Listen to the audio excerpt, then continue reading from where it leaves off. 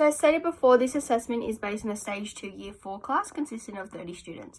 This mini unit of work consisting of 5 lessons is titled Heating Up Some Changes. The following lessons will explore the ideas and identify the concepts of solids, liquids and gases as states of matter and the effects of adding and removing heat has on them. The use of inquiry activities, fair testing and design and production tasks will help students develop scientific skills and a broader knowledge and understanding. The following lesson sequence refers to the New South Wales Science and Technology syllabus under the content strand Material World. So here is the scientific science and technology knowledge and understanding outcome, and here is the science and technology skills implemented throughout. Furthermore, cross-curricular outcomes are adhered to through sustainability and Aboriginal and Torres Strait Islander histories and cultures. So the inquiry question is, how do materials change when heated and cooled? And by the end of all 5 lessons, students have gained an understanding and knowledge of the following indicators.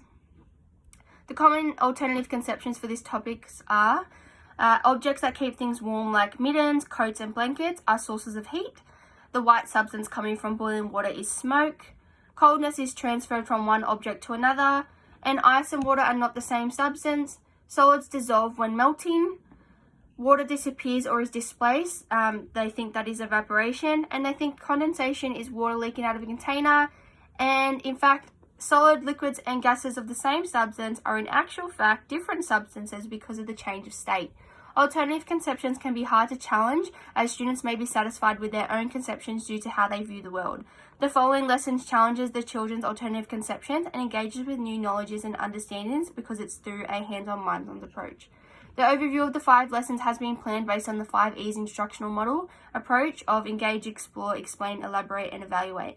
The constructivist approach has been selected as it engages with students' prior knowledge, poses questioning and critical thinking, as well as participation in hands-on activities, and provides students with investigation, design, production to support their learning and develop their own understandings.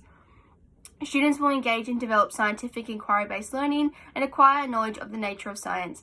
So this is the overview of the 5 lessons. So the engage phase, students explore a range of materials. I would question what is the state of matter and how would you describe this to someone.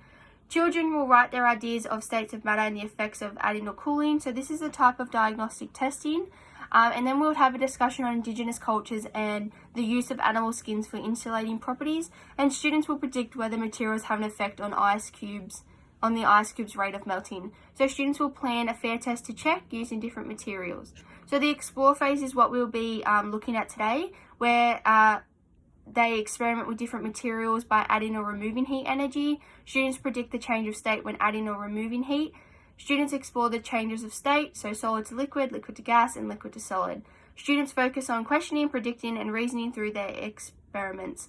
The explain phase is the discussion on how states of matter change, so students explore experiments at workstations and develop more everyday scenario ideas and present them on Flipgrid. So an example could be where they talk about condensation, when you have a shower and the mirror steams up, or freezing, orange juice in a freezer and it has turned to a solid. So then again, I would have questions, and the terminology I'd be looking for is melting, condensation, evaporation, and freezing. So students will question their thinking and receive new perspectives. So a new perspective of a science view is there is no such thing as solids, liquids, and gases. Rather, it is their substances and their states. In the elaborate stage, students use the design process through hands-on investigations and explore sustainable materials to preserve foods. They will develop their plans and construct a prototype to use in their fair test and investigation and evaluate the product. So students will be designing and developing a container to preserve an ice cube's melting rate. And the ice cubes will be made with blue food colouring to conquer misconception about condensation where the water leaks out of the container. The evaluate stage is where students will present and advertise their product through a selected platform of PowerPoint presentation, hands-on presentation, advertisement, or a poster. Students will explain their process in planning and developing their product, as well as testing phase and evaluating the science that supports it. So as with all lessons, safety considerations will be implemented and engaged with. Students can only participate in hands-on activities with the right footwear, being leather and enclosed. All safety requirements need to be adhered to, so eye safety and lab coats are always worn. Any loose clothing or items will have to be taken off. Loose hair should be tied back. Hands-off rule. Students are reminded of how to look after equipment. So for instance, no running with equipment and handling with care. Students will be thoroughly reminded of the safety precautions. So no eating, no tasting, no touching unless told otherwise, and no smelling. Do not pour anything down the drains unless instructed to. No eating in class, drinking water only away from workstations. Read and listen to all instructions carefully and know all the exits and safety equipments, like where the eye wash stand is and the tap, for instance. So the lesson I will be focusing on today is the explore phase. This lesson focuses on exploring materials by adding and removing heat energy. So students will be exploring different workstations, predicting, reasoning, and experimenting with different materials. This lesson has been chosen as it closely links with students' everyday experiences, for instance, cooking, temperature, observable changes in the environment, and changes in substances. So prior to the lesson, they will have knowledge of what states of matters are, and now we're going to explore the changes of state. So before this lesson commenced, due to safety reasons, I would have already set out the workstations with the materials and the gas top cooker. Students will be placed into groups of 5 by looking at their science groups at the start of the lesson. There will be 6 workstations, including the following materials to experiment with: candle wax, chocolate, ice cubes, water, ice cream, and butter. Because of safety reasons, I would proceed to each workstation to help conduct the experiment.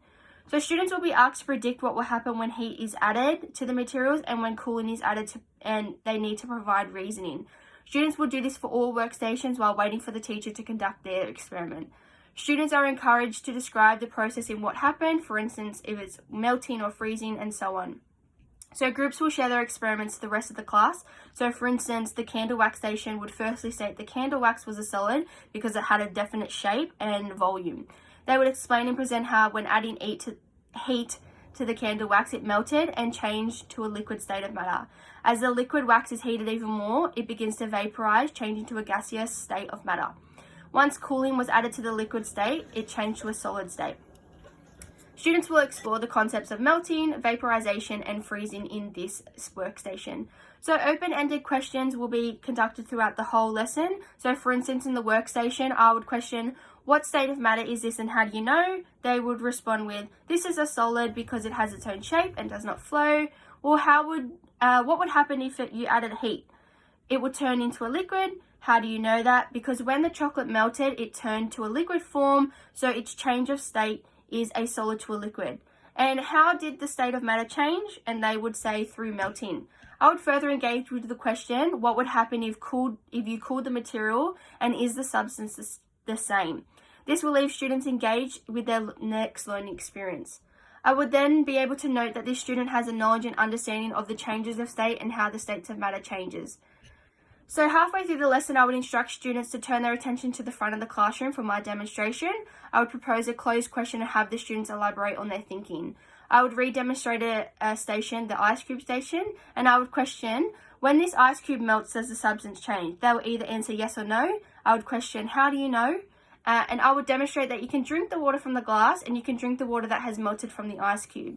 So together we would discuss that the state of matter changes from a solid to a liquid, but the substance remains the same as it is still watered. So I would get a student to reinforce what I had just said to know they understand. So they would respond with, an ice cube and a glass of water is still water no matter their state. So to support students through this lesson, I would provide students with this diagram of changes of state and the process of change needed. By experimenting with hands-on activities, students gain more of a knowledge about the content and get to explore the learning. So an extension would be, I would have students further explain their reasoning and compare to a similar material outside of the workstation. Students may evaluate their learning by writing or during the process of the experiment through tables or diagrams. So all students will be instructed to leave their workstations one at a time and return to the fishbowl circle around my workstation, one group at a time, to conclude the lesson. So I would display a demonstration experiment with boiling water. So I would have boiling water from a kettle, and I would question, is there a change of state happening? They would either respond with possibly, yes, it's a liquid to a gas. So then I would place a plastic sheet over the steam and show the class a collection of water droplets from the steam. I would have the students explore and describe what they can see, and a discussion on steam not being a state of gas but a liquid. So I would demonstrate this by showing the water droplets caught on the plastic sheet and discuss that the steam is a collection of water droplets, so it is a liquid.